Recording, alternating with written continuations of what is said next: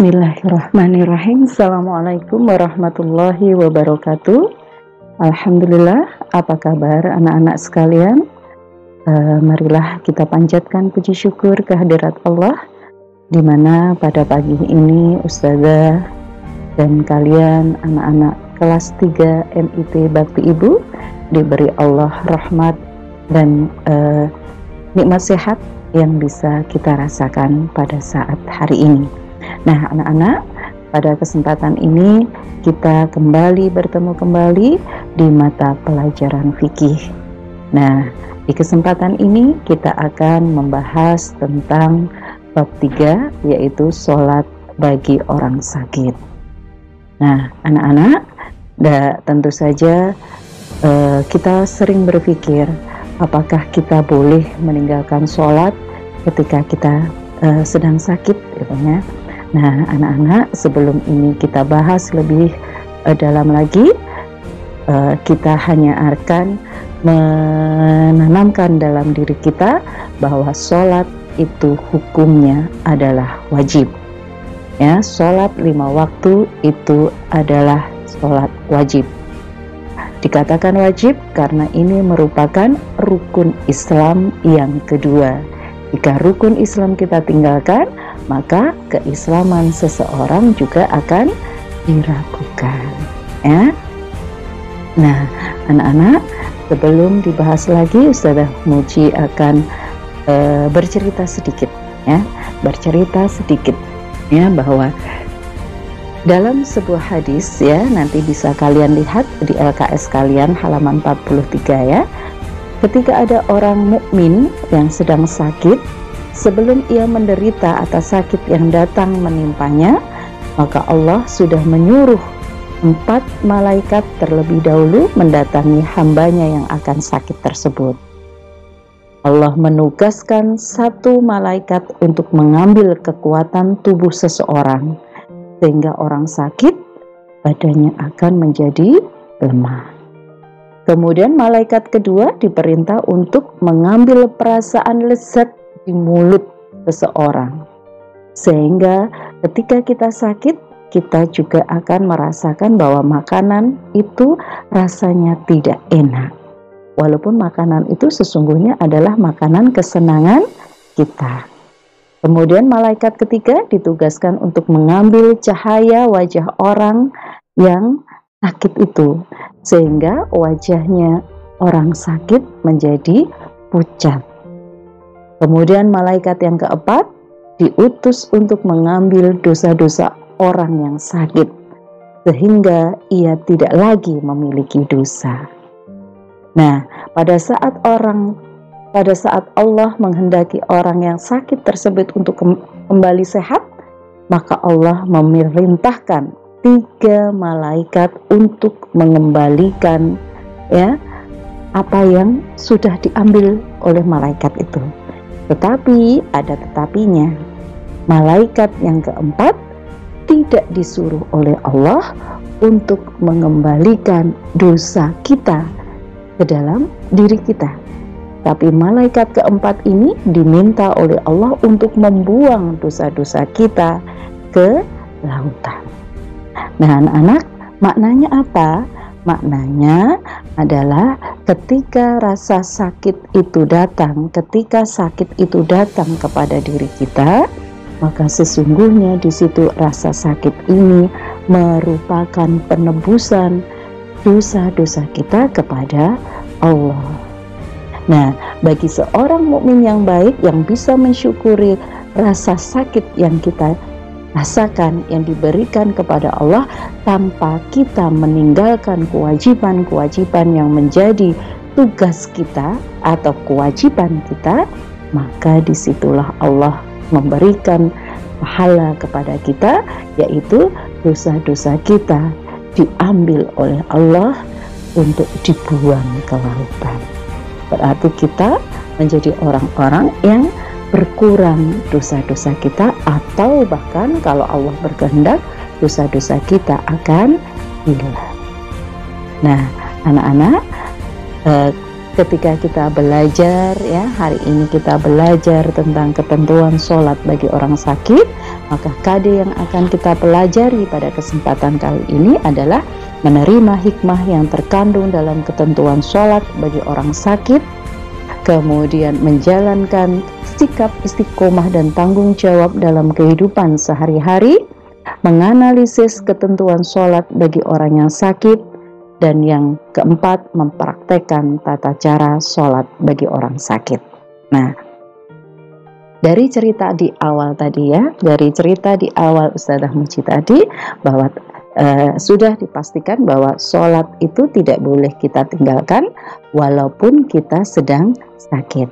Hal ini juga terjadi pada zaman sahabat dulu ya. Jadi ada seorang sahabat yang bernama Imran bin Husain ya, datang kepada Rasulullah untuk menyampaikan kepada beliau bahwa dia sedang sakit ya. Ini ada sedikit hadisnya ya. Pernah penyakit wasir menimpaku, lalu aku bertanya kepada Nabi Shallallahu Alaihi Wasallam tentang cara sholatnya. Maka beliau menjawab, sholatlah dengan berdiri. Apabila tidak mampu, maka duduklah. Dan bila tidak mampu juga, maka berbaringlah. Nah, anak-anak, dari hadis riwayat Bukhari ini sudah sangat jelas di sini Rasulullah menyarankan kepada kita bahwa ketika kita sakit, ketika kita masih punya kemampuan untuk berdiri dan kekuatan untuk berdiri, maka lakukan sholat itu seperti biasa. Tetapi apabila kita tidak mampu, maka duduklah. Dan bila duduk juga tidak mampu, maka berbaringlah. Nah, dari hadis di atas sudah sangat jelas ya bagaimanapun sholat wajib dilaksanakan. Namun tetap kita mendapatkan rukhsah atau keringanan, yaitu tadi, ketika kita tidak mampu berdiri, maka sholatlah sambil duduk. Ketika kita tidak mampu duduk, maka sholatlah sambil tidur. Ini kemudahan yang diberikan Allah kepada kita.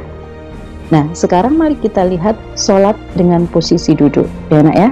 Pada gambar yang disampaikan atau ditampilkan Ustazah Muji, ini posisi duduk yang pertama. Ketika duduk sudah tidak sanggup lagi di bawah atau duduk di lantai ya, sebagaimana kita sholat, maka kita diizinkan duduk di kursi dalam posisi seperti ini ya. Kita duduk di kursi seperti ini, tegak seperti ini.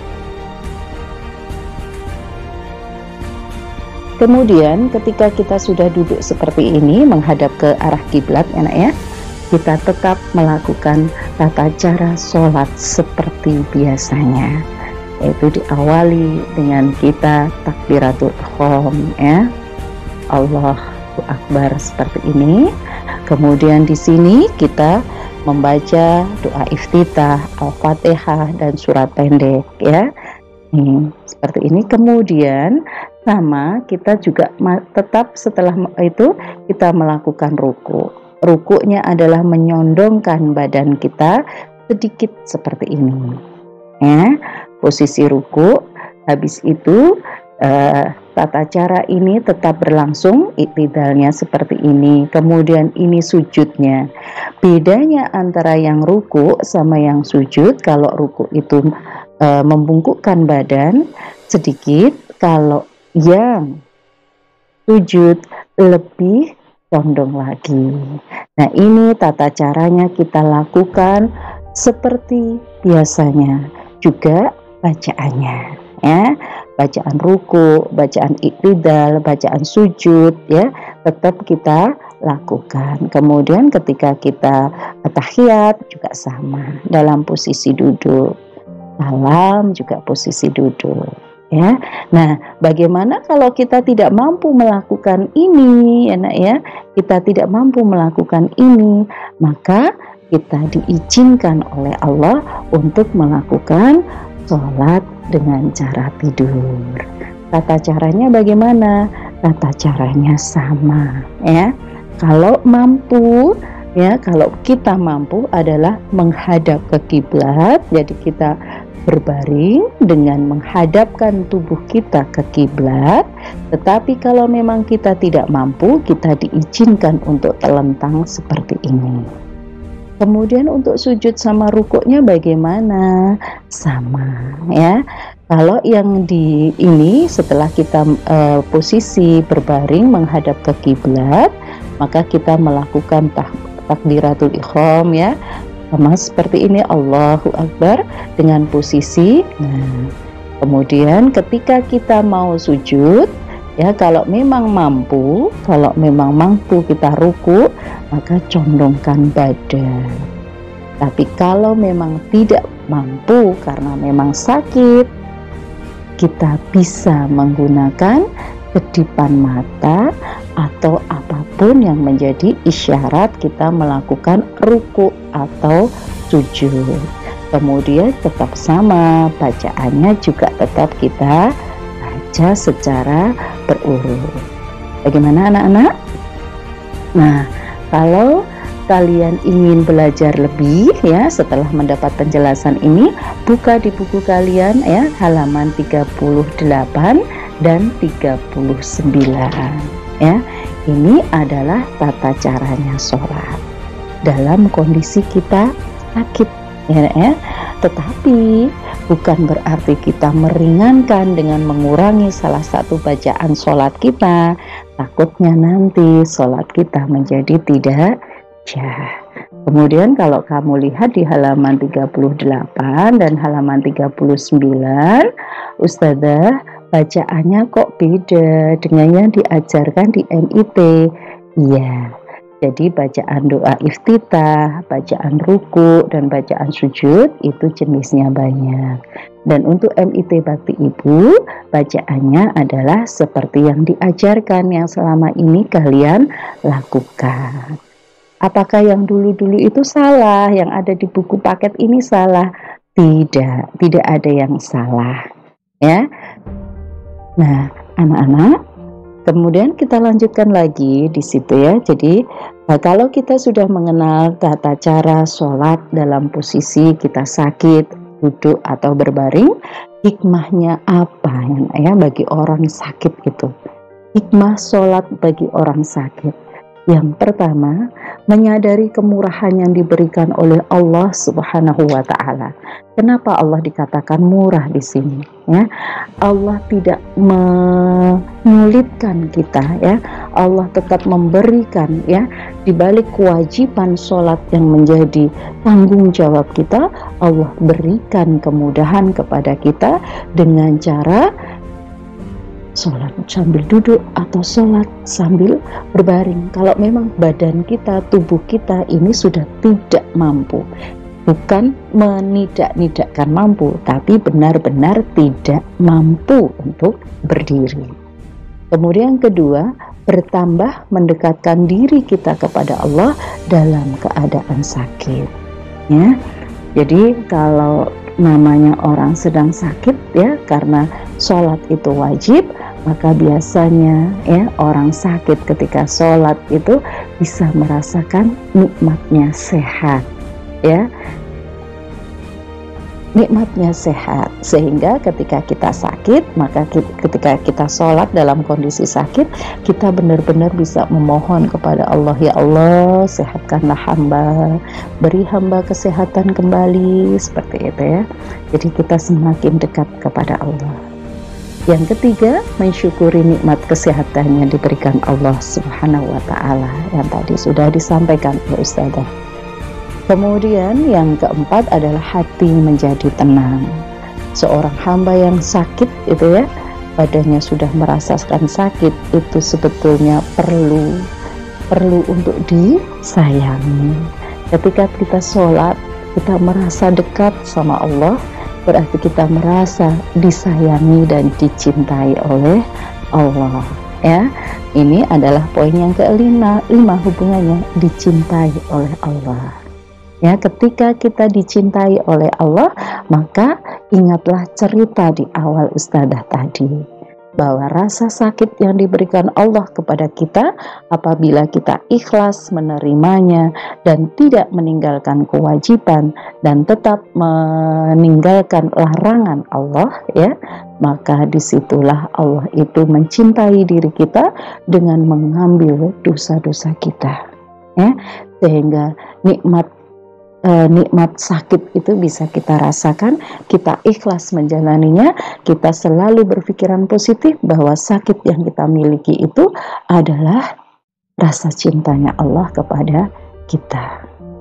Kemudian yang ke-6, meningkatkan keimanan dan ketakwaan kepada Allah. Enak ya, sudah sangat jelas sekali. Ya, kalau dalam kondisi sakit itu seorang hamba biasanya semakin dekat kepada Allah, ya, karena minta sehatnya bukan minta sehat kepada orang, tapi minta sehatnya adalah minta sehat kepada Allah. Nah, anak-anak, ini tadi pembahasan tentang sholat bagi orang sakit. Enak ya? Bisa difahami, kemudian dipelajari lagi di buku paketnya. Dan jangan lupa, sehat itu untuk saat sekarang harganya mahal. Enak ya? Kita dalam kondisi wabah atau pandemi yang saat sekarang ini ada di dunia, termasuk di Indonesia, yaitu pandemi COVID-19.